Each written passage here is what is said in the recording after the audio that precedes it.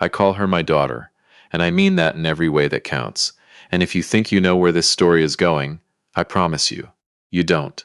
My name is not important right now. What's important is that 63 years of living taught me one thing. The people who walk away from family never really leave. They just wait. They wait until there's something worth coming back for. My wife left when Fiona was 4 years old.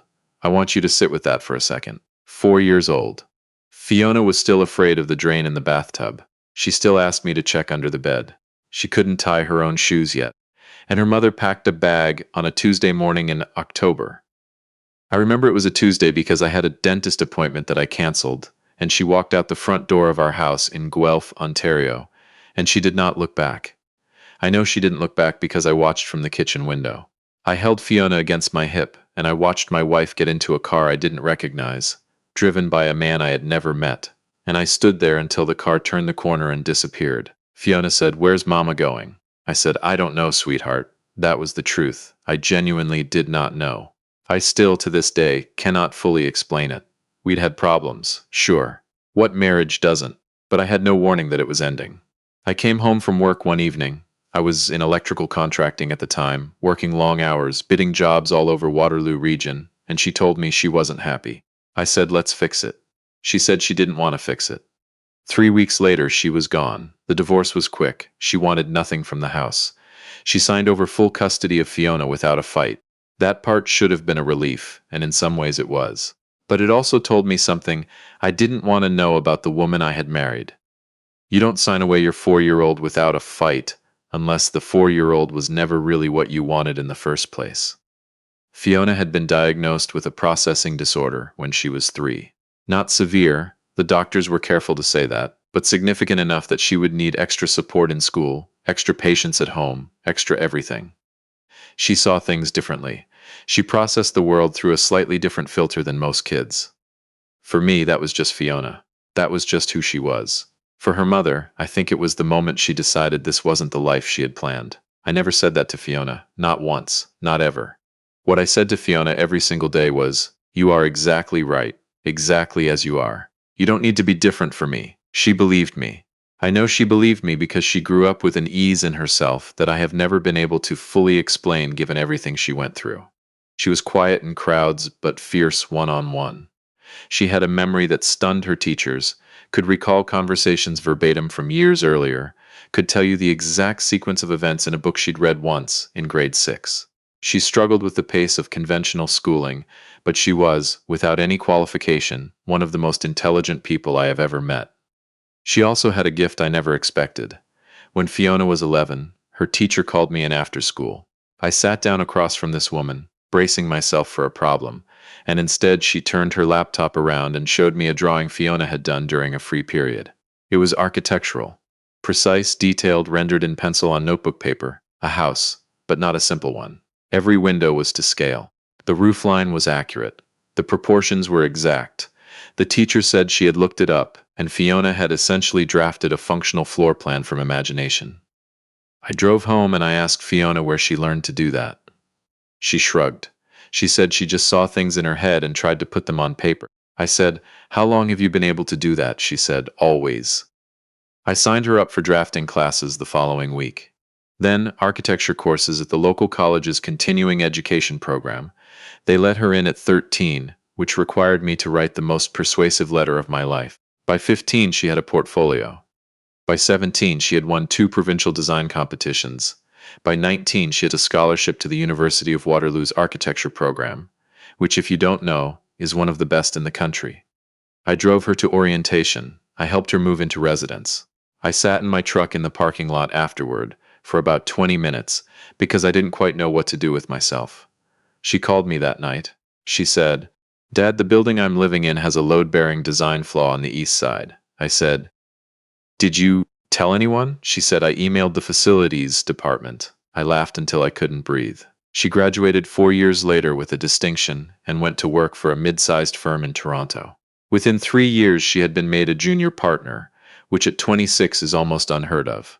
She led the design on a mixed-use development in the Distillery District that won a national award. Her name was in the Globe and Mail. I have the article laminated. I'm not ashamed of that. And then, the following spring, a call came through to my landline. I still have a landline. Yes, I'm that person. From a number I didn't recognize. I answered it. And the voice on the other end, "Is this the father of Fiona?" I said, "Who's asking?" She said, "It's me." I knew the voice immediately. 22 years, and I knew it immediately. You don't forget the voice of the woman you were married to for 8 years, even when you want to. I said, "What do you want?" She said she wanted to reconnect with Fiona. She said she had been doing a lot of reflecting. She said she had made mistakes. She used the word journey 3 times in 2 minutes, which told me everything I needed to know about the kind of self-work she claimed to have done. I said, "Does Fiona know you're calling me?" She said, "No." I said, "Then this conversation ends here. Fiona is an adult. If she wants to hear from you, she can make that choice. But you do not go through me to get to her." I hung up. I didn't tell Fiona about the call right away. I sat on it for a few days, turned it over. Part of me, a very human, not entirely rational part of me, wanted to protect her from it. But Fiona was 27 years old, and she had earned the right to make her own decisions. So I called her on a Sunday evening, and I told her. There was a long silence. Then she said, "Okay. Just okay."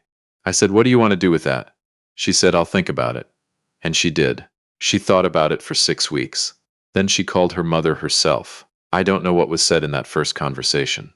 Fiona didn't tell me, and I didn't ask. What I know is that they began meeting occasionally.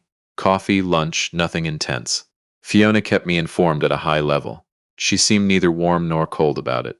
She was, as she often was, processing. I kept my own feelings about it as far from Fiona as I could manage. Those feelings were not, if I'm honest, entirely charitable. But they were mine to manage, not hers to absorb.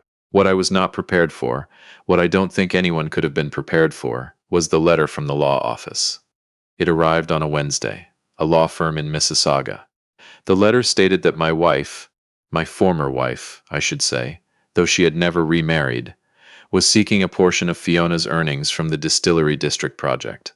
The legal argument was something about a trust fund my wife claimed to have established when Fiona was an infant, before she left. A trust, the letter said, that had matured, and to which my wife believed she was entitled to partial proceeds now that Fiona had reached significant professional earnings milestones. I read the letter 3 times. Then I called my brother-in-law, who is a chartered accountant, and I read it to him over the phone. He was quiet for a moment.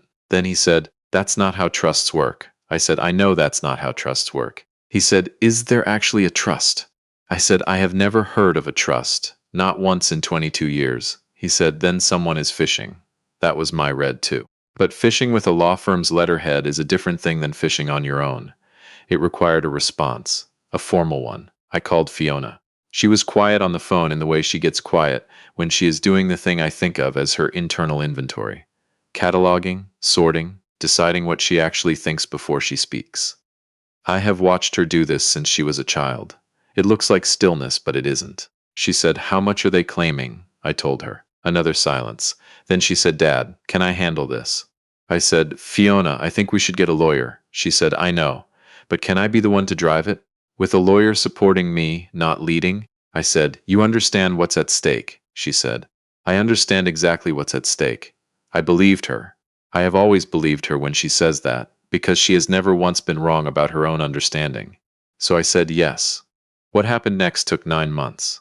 I won't compress it too much, because the texture of those 9 months matters. Fiona hired a lawyer from a firm in Waterloo, a woman her own age, sharp, methodical, exactly Fiona's kind of person. They filed a response to the initial letter requesting full documentation of the alleged trust, the originating institution, the account number, the terms, the trustee designation. Standard procedure. If the trust existed, this should have taken 2 weeks. It took 4 months to produce a response. The response, when it came, contained documentation for a trust, opened in 1999, at a credit union in Hamilton. Fiona would have been about 2 years old at the time. The account had been opened with $800 and had, according to the documents, accumulated modest interest over the intervening years. Fiona's lawyer immediately noticed several irregularities. The signature on the originating documents did not match other signatures from my former wife from the same period. The trustee designation named a person who, when her lawyer contacted them, had no recollection of ever being named as such. And the interest calculation was, according to a financial expert they consulted, inconsistent with the stated terms of the account. In other words, the documentation appeared to have been, at least in part, fabricated. I want to be careful here, because fabricated is a serious word. What I can tell you is what the court ultimately found. But I'm getting ahead of myself. Fiona, during those 9 months, did not stop working. She was in the middle of a second major project, a community center in Barrie that she had been commissioned to design, and she simply continued. She met with her lawyer on her lunch breaks. She reviewed documents in the evenings. She called me on Sunday nights and gave me updates in the same tone she used to give me updates on her university assignments. Once, toward the end, I asked her if she was angry. She thought about it for a moment. She said, "I think I was angry when I was 11, and I figured out that she left because of who I am. I think I did most of the angry then. I didn't know what to say to that. I still don't." She said, "What I feel now is more like clarity. She came back because of what I've built, not because of who I am. That's actually easier to deal with than I expected." I said, "How so?" She said, "Because it means she never changed. So there's nothing complicated to grieve." I had to put the phone down for a minute after that. The hearing was held on a Thursday in February in a courthouse in Brampton. I drove down from Guelph in the early morning. I sat in the back. Fiona sat at the table with her lawyer. Her mother sat across the room with hers. I watched her mother come in. I hadn't seen her in 22 years. She looked older, obviously. Tired, maybe. She did not look at me. She looked at Fiona when she came in, and whatever she saw in Fiona's face I couldn't read from where I was sitting. The hearing itself was procedural. Documents were submitted. The financial expert testified. Fiona's lawyer walked the court through the signature irregularities, the inconsistent interest calculations, the trustee who had no knowledge of their designation, and then the judge asked Fiona a direct question. He asked if she had ever, at any point in her life, been informed of the existence of this trust by her mother. Fiona said no. He asked if she had any records, from any source, of the trust being referenced, correspondence, emails, any communication of any kind. Fiona said no. He asked her mother's lawyer if they could produce any evidence that Fiona had been made aware of the trust during its alleged duration. They could not. The judge recessed for 90 minutes. When he came back, he dismissed the claim in full. He also referred the documentation irregularities to the appropriate body for further review. I don't know exactly what expression was on my face when he said that. Fiona looked back at me from the table just briefly, and she gave me the smallest nod. The kind of nod that means, "I told you I had this." We went for lunch after. Just the two of us, at a diner on the way out of Brampton. She ordered a grilled cheese, which is what she has ordered at diners since she was a child. I ordered coffee and a bowl of soup. She said, "You okay, Dad?" I said I was going to ask you that. She smiled, not a big smile, just the real one, the one that's been the same since she was about 7 years old. She said, "I'm good." I said, "You know what the hardest part of the last 9 months was for me?" She said, "Tell me." I said, "Not calling her myself, not saying all the things." Fiona nodded slowly. She pulled apart the corner of her grilled cheese. She said, "I know. Thank you for not doing that." I said, "Was it worth it? Letting it go through the process?" She thought about it in that way of hers. Then she said, "Yeah. Because now there's a record. It's not just a family story anymore. It's documented. And that..." She paused. "That feels like it's actually over." I understood that. I understood it the way I understand most things, Fiona says, which is slightly delayed, like the words travel a short distance before they land in the right place. We drove back to Guelph separately. I got home around 4 in the afternoon. I sat on the back porch with a cup of coffee. The good stuff, the Ethiopian blend my neighbor Terence keeps bringing me from a shop in Kitchener that I keep pretending I could take or leave. The yard was still bare. February in Ontario doesn't offer much to look at.